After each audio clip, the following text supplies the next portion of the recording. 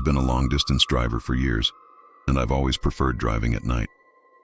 There's a certain kind of peace you find on an empty highway, with just the hum of the engine for company. But that quiet can turn on you. When it gets late enough, dark enough, you start to see things, and sometimes they see you first. This happened to me last fall. I was heading back to Tennessee from a work trip in North Carolina. It was a 6-hour drive, but I got a late start, leaving around 11 at night. I figured I'd rather drive through the night than pay for another hotel room.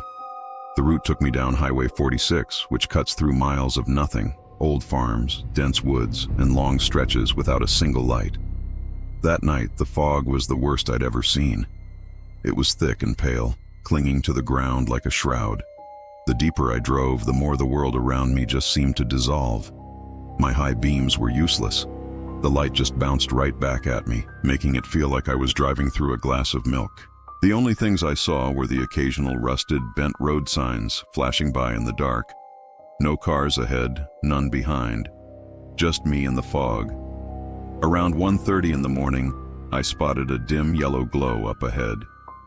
As I got closer, I saw it was an old, run-down gas station. It was one of those places that looks abandoned but somehow still works. The sign was flickering, half the bulbs dead, the rest buzzing weakly. My gas tank was getting low, so I decided to pull in. The place seemed completely deserted, except for an old pickup truck parked on the far side of the lot. It was a muddy, beat-up thing, probably from the 80s, the kind that had seen its share of back roads. The engine was off, the lights were out, but I could just make out a figure sitting behind the wheel. I told myself it was probably just another driver catching some rest for the night. I got out, swiped my card, and started pumping the gas. That's when I heard it, a faint crackling sound. At first I thought it was static from my car radio, but the noise wasn't coming from my car. It was coming from inside the gas station. Through the dusty glass door, I could see an old TV on the counter, its screen filled with flickering static, casting gray, flashing light across the dark interior. I remember smiling a little, thinking it felt like a scene straight out of a horror movie. Creepy, but kinda cool. When I turned back to my car, though, my smile vanished. The pickup truck was gone. I hadn't heard an engine start, no sound of tires on gravel, nothing. It had just disappeared. The only proof it had ever been there were the muddy tire tracks leading away into the fog. I looked up and down the road, but there were no headlights, no engine noise, just a thick, heavy silence pressing in. Something felt deeply wrong. I finished with the gas, jumped back in my car, and locked the doors. I told myself to just drive, to forget about it. For the next 20 minutes, everything seemed normal again. The fog was still thick, but I was starting to relax. Then I saw them in my rearview mirror, headlights. 2 small points of light cutting through the white haze. They got brighter and closer, and I could tell it was another truck. It had to be the same one from the gas station, but the way it followed me, it didn't feel right. It stayed at a constant distance, never getting closer, never falling behind.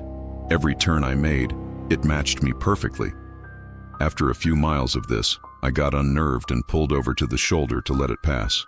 But when I stopped, it stopped too. The headlights just sat there, burning through the fog. I stared into my mirror, my hand hovering over the gear shift. Finally, I slowly pulled back onto the road, and sure enough, the truck started moving again, following me. That's when my unease turned into real fear. It was a cold, creeping dread that settled in my chest, making me grip the steering wheel until my knuckles were white. The fog seemed to get even thicker, as if it were trying to swallow the road whole. The headlights behind me blurred and stretched in the mist. Then, all at once, they flickered. Not like a car hitting a bump. They blinked off completely for a second, and when they came back on, they were closer. Way too close. I slammed my foot on the gas. The road started twisting and climbing into the hills, and I took the corners way too fast, my tires screeching, but I didn't care. I just wanted to get away from that truck. I drove like a madman for 10 straight minutes until finally, the headlights vanished back into the fog. I slowed down, breathing hard, my own heartbeat pounding in my ears. For a moment, I thought I'd lost him. That's when I saw it, an orange glow up ahead, off the side of the road. As I got closer, I realized it was a bonfire, burning brightly against the fog, and next to it stood a man. He was tall and thin, wearing a dark jacket, and he was just standing there, facing the fire, completely still. As I drove past, he slowly turned his head toward me. His face, it was covered in ash, like he'd been standing in the smoke for hours. I kept driving. I didn't dare look back, but 30 seconds later, I saw another fire ahead. Same orange glow, same size, and beside it, the same man. This time he was closer to the road, his head tilted slightly as I passed. My throat went dry. It couldn't be. The fires were spaced too perfectly, and it was definitely him. Same jacket, same burnt hollow eyes. At that point, I didn't care if I was losing my mind. I just wanted out. I grabbed my phone to check my GPS, but there was no signal. The map was frozen, my little blue dot just sitting in the middle of nowhere. Then, I saw movement in the fog ahead. A shape was standing right in the middle of the road. I slammed on the brakes. The tires screeched and my car skidded to a stop just 10 feet away from him. It was the same man. There was no fire this time. My headlights lit up his face. His skin was gray and cracked, like old, charred wood. His eyes were like hollow sockets, sunk deep into his skull. His mouth was hanging open, whispering something I couldn't hear. Then I saw his hands. They were blackened and stiff, as if they'd been cooked to ash. I threw the car into reverse and started backing away as fast as I could. As I moved, his head turned to follow me. Not his body, just his head, watching me. That was it for me. Something inside me snapped. I shifted into drive and floored it, aiming straight for him. The car lunged forward, and just as the headlights hit him full on, he vanished. No sound, no impact. He was just gone. I didn't stop driving until I saw the lights of a small diner near a town called Millridge. It was almost 3 in the morning, and the place was nearly empty, with just an old man behind the counter cleaning a coffee pot. I sat down, ordered a black coffee, and tried to get my breathing under control. After a few minutes, I finally asked him, "Hey, is Highway 46 always this foggy at night?" He looked up from his work, gave me a long look, and said, "You saw him, didn't you?" I frowned. "Saw who?" "The burning man," he replied quietly. He told me a story about a truck driver who fell asleep at the wheel on that highway years ago. His rig was carrying fuel drums, and when it crashed, the explosion set half the forest on fire. The blaze burned for hours. They found what was left of the driver about half a mile from the crash site, burned to the bone, as if he'd tried to walk away from the flames before he collapsed. The locals say that on foggy nights, he still walks that road, still burning, still lost. I didn't say much after that. I just finished my coffee, paid my bill, and left. I took a different route the rest of the way home. A week later, out of curiosity, I looked it up. There really was a crash on Highway 46 back in 1999. A truck driver named Earl Danner died. The old newspaper photo showed the burnout shell of a fuel truck, melted into the asphalt. And here's the part that still gets me. The old man at the diner? His name tag said E. Danner. Maybe he was a relative. Maybe it was just a coincidence. But now, whenever I'm driving late at night and I see a faint orange glow in the distance, I slow down. Because you never know. Maybe he's still out there, still walking that road, just trying to find his way home.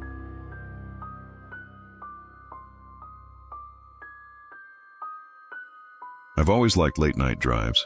There's something calming about them. Empty roads, quiet air, the hum of tires on the asphalt.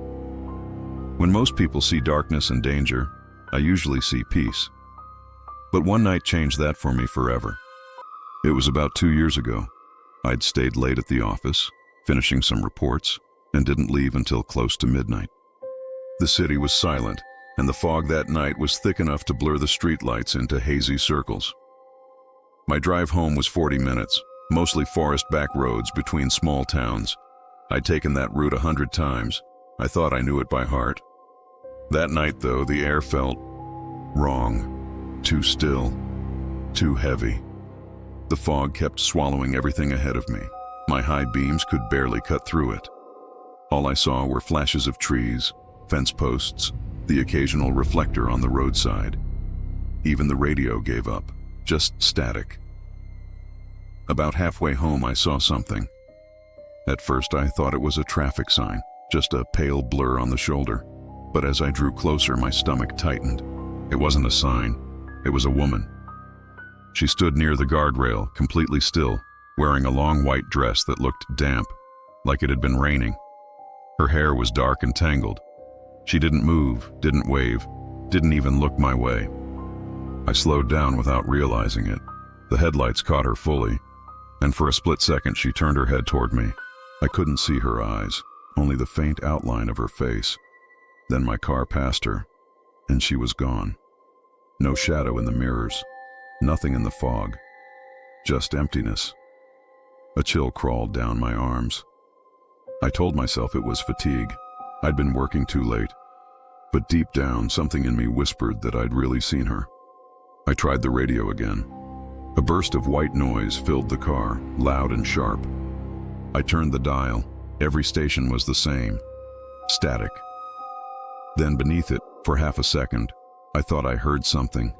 A faint voice. A woman's whisper. Then silence. The air blowing from the vents turned icy, even though the heater was on. My hands trembled a little on the wheel.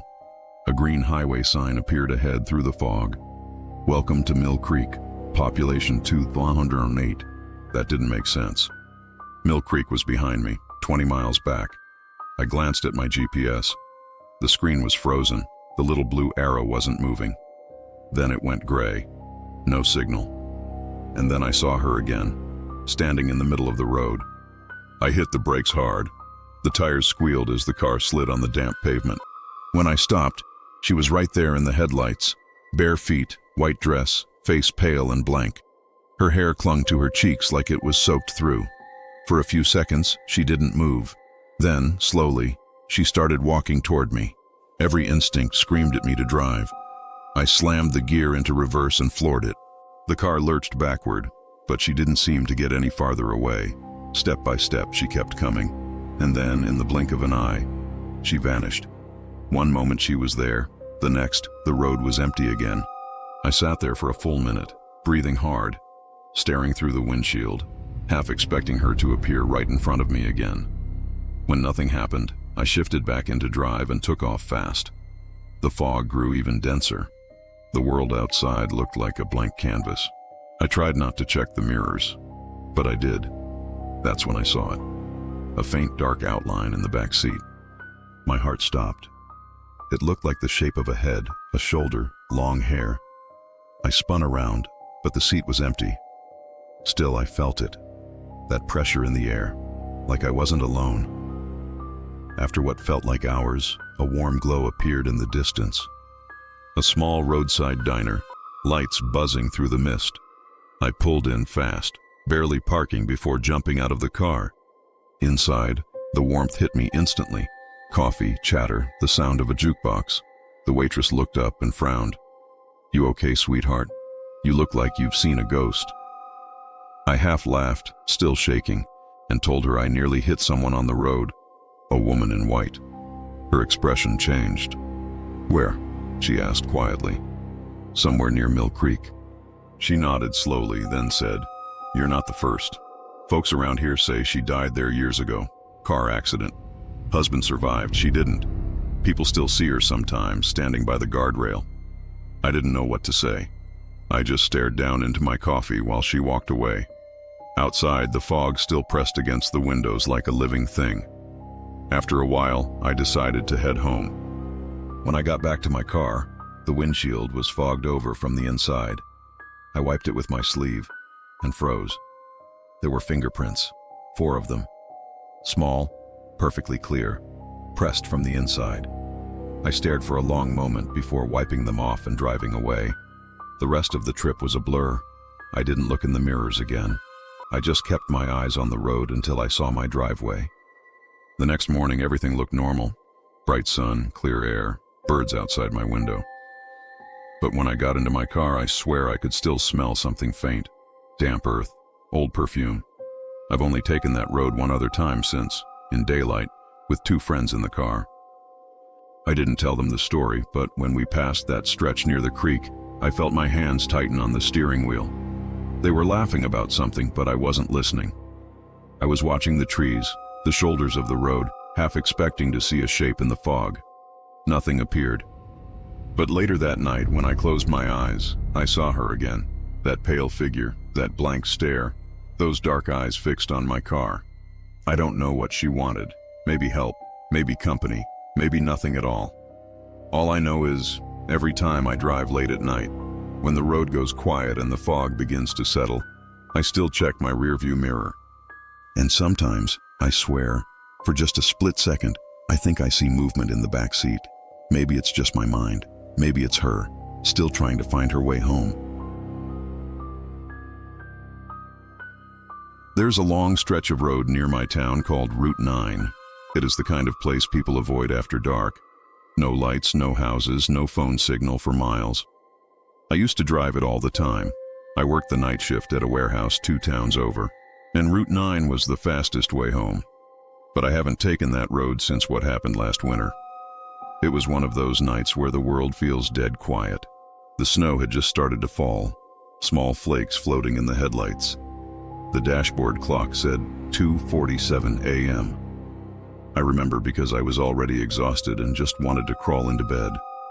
The road was empty, not a single pair of headlights behind me or in front of me. About 15 minutes in, I saw someone standing on the shoulder. At first, I thought it was my eyes playing tricks on me, but no. As I got closer, the figure became clear. It was a man, standing perfectly still, facing the woods. He was wearing an old brown jacket and jeans, his hands in his pockets, head slightly tilted down. It was freezing out there. My first thought was that maybe his car had broken down somewhere nearby. I slowed down, rolled my window halfway, and called out, "Hey, you need help?" He didn't answer. He didn't even turn around. The snow was falling harder now, and visibility was getting worse. I figured maybe he didn't hear me, so I pulled over a little ahead, grabbed my flashlight, and got out. "Sir, you okay?" I called again, stepping toward him. The beam of my flashlight swept over the road, and suddenly he wasn't there. The spot where he had been standing was empty. Just tire tracks in the slush and my own breath fogging up the air. I stood there for a few seconds, scanning the trees. The snow muffled every sound. It was the kind of silence that presses on your ears. I tried convincing myself I'd imagined him. Maybe it was just a mailbox or a signpost. But then, I saw footprints, 2 distinct boot prints leading off the shoulder and into the woods. I didn't follow them. I got back into my car and drove. Fast. But a few minutes later, as I was coming up on one of the few sharp turns on Route 9, my headlights caught something again. There he was, standing on the opposite side of the road this time. Same brown jacket, same stillness, only now his face was visible, and something about it didn't look right. His skin looked pale, grayish, like it hadn't seen sunlight in a long time. His eyes reflected the headlights in a way that didn't look natural. I didn't slow down this time. I gripped the wheel and pressed harder on the gas, passing him as quick as I could. My heart was hammering in my chest, but I kept telling myself, maybe it's just some drunk guy, maybe a hunter or someone from one of the nearby farms. Then, about a mile later, I saw headlights coming up behind me. At first, I felt relieved. Another car on this empty road was a good sign. But when I looked closer, my relief faded. The headlights were swerving slightly, moving faster than they should on that icy stretch. Then they disappeared around a bend and didn't reappear. When I finally reached that same curve, there was no car, no tire tracks. Nothing but snow falling heavier now, covering everything. My gas gauge dropped close to empty. I still had 10 miles to go. I switched the radio on, just to fill the silence, but it was all static. Then, through the hiss of white noise, I heard something faint. A voice. "Don't stop." It was soft, slow, almost like a whisper coming from inside the car instead of the radio. I froze. My hands gripped the steering wheel so tight I could feel my knuckles ache. "Don't stop." This time, it was louder, clearer, definitely from the back seat. I didn't look. I just pressed my foot on the accelerator and kept my eyes fixed straight ahead. The whisper stopped. but the temperature inside the car seemed to drop. My breath turned visible, and the windshield started fogging up from the inside. That S when I saw movement in the corner of my eye, the faint reflection of someone sitting behind me. Slowly, I turned my head toward the rearview mirror. For a fraction of a second I saw him, the man in the brown jacket sitting directly behind me, his head tilted forward like he was staring at the floor. And then he was gone. The back seat was empty again. My whole body went cold. I didn't even realize tears were running down my face until I blinked and felt the salt sting my skin. The next few minutes were a blur, the kind of panicked focus that only comes from fear. Somehow, I made it to the old gas station at the end of Route 9. The place was half abandoned, one flickering light buzzing above the pump. I pulled in, stepped out, and just stood there, breathing, trying to process what I'd seen. That's when an old man came out from the small attendant booth, squinting at me. "You all right, son?" I nodded, though my voice shook when I spoke. "I think I saw someone back there, on the road." He didn't look surprised, just sighed and said, "Brown jacket." I froze. "Yeah, how'd you know?" He scratched his chin and looked out toward the dark stretch of highway. "You're not the first. Been happening for years now. They say he was a hitchhiker, caught in a blizzard out there sometime in the 80s. A driver hit him, never stopped. Locals found his body days later, froze solid near mile marker 47. He looked back at me, his eyes tired but serious. Every winter people see him again. Always in the same place, always alone. I didn't have words. I just stood there, staring at the road behind me, now swallowed by darkness. The old man patted my shoulder and went back inside. I filled up my tank, trying not to think about the footprints I might still see in the snow if I looked closely enough. Before I got back into the car, I glanced through the window and froze. There was a faint, fogged handprint on the inside of my back seat window. I wiped it away quickly, started the engine, and drove home using the long route, the one that goes through the next town. It took me an extra hour, but I didn't care. I never told anyone what really happened that night. My friends laugh when I say I don't take Route 9 anymore. But even now, when snow starts to fall and I'm driving alone at night, I sometimes catch myself checking the mirrors a little too often. And every once in a while, I swear I see something in the reflection. Just the faintest blur, like someone sitting quietly in the back seat, waiting. Maybe it's just my imagination. Or maybe some roads never really let go of the people who die on them.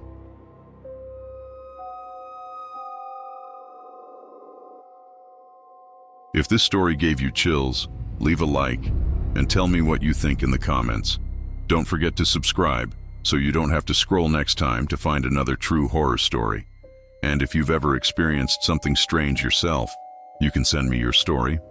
I will definitely feature it in a future video.